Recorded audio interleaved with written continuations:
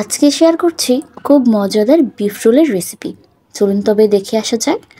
প্রথমেই মাংসটাকে ধুয়ে অন্য একটা পাত্রে মানে কড়াইতে তেল দিয়ে মরিচটাকে ভালো মতো ভেজে নিয়ে সকল প্রকার গরুর মাংসের মশলা দিয়ে তারপর একদম ছোট করে টুকরো করে কেটে রাখা বিফটাকে দিয়ে দেওয়া হবে। এখানে বিফের সকল প্রকার মশলা দিয়ে দেওয়া হয়েছে, একদম রেগুলার যে মশলাগুলো দেওয়া হয় তাই। শুধুমাত্র এক্সট্রা অ্যাড করা হয়েছে সেটা হচ্ছে ম্যাজিক মশলা। এটা দিলে ফ্রেগনেন্স অ্যান্ড স্বাদটা কিন্তু অনেক বেশি ভালো হয়। তারপর সব প্রকার মশলা একসাথে মিক্সড করে নিয়ে এখানে টুকরো করে কেটে নেওয়া বিফটাকে দিয়ে দেওয়া হয়েছে। এখন এই মশলাগুলোর সাথে ভালো করে মিক্সড করে নেওয়া হবে। কিছুক্ষণ নাড়াচাড়া করার পর এবার পানি দিয়ে দেওয়ার পালা, মানে ফুটন্ত গরম পানি দিয়ে দেওয়া হচ্ছে মাংসটাকে প্রপারলি রান্না করার জন্য। এই পুরটা আপনারা চিকেন দিয়েও বানাতে পারেন, সেক্ষেত্রে আলু দিতে পারেন, নাও দিতে পারেন, তবে দুটোর স্বাদই কিন্তু দারুণ হয়। যাই হোক, এখানে পুরটা একদমই রেডি হয়ে গেছে ঝোলটা শুকানোর পরেই, পানিটা শুকানোর পরেই। এবার হচ্ছে রোলগুলো বানানোর পালা। প্রথমেই আটার কাই বানিয়ে বা ময়দার কাই বানিয়ে সেখানে ছোট ছোট করে রুটি বানিয়ে নেওয়া হয়েছে।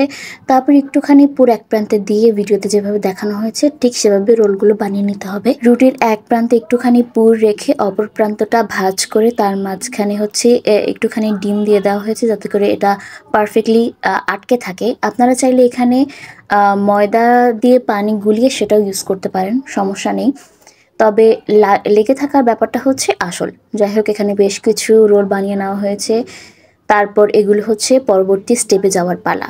পরবর্তী স্টেপে এখানে একটা ডিমের মধ্যে একটা একটা করে রোল ডুবিয়ে নেওয়া হচ্ছে। তারপর এখানে বিস্কুটের গুঁড়ার মধ্যে ভালো করে কোট করে নেওয়া হচ্ছে। আপনারা চাইলে ব্রেড ক্রামও দিতে পারেন, কোনো সমস্যা নেই। তবে বিস্কুটের গুঁড়োটা হচ্ছে একটুখানি মিষ্টি মিষ্টি হয় আর ভেতরটা ঝাল হয়, টেস্টটা অসাধারণ লাগে। এভাবে সবগুলো বানিয়ে নেওয়া হয়েছে।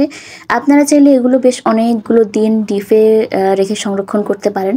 তারপর হচ্ছে ভাজার আধ ঘন্টা আগে নামিয়ে তারপর হালকা গরম তেলে ভেজে নিতে পারেন। এবার হচ্ছে এগুলো ভেজে নেওয়ার পালা।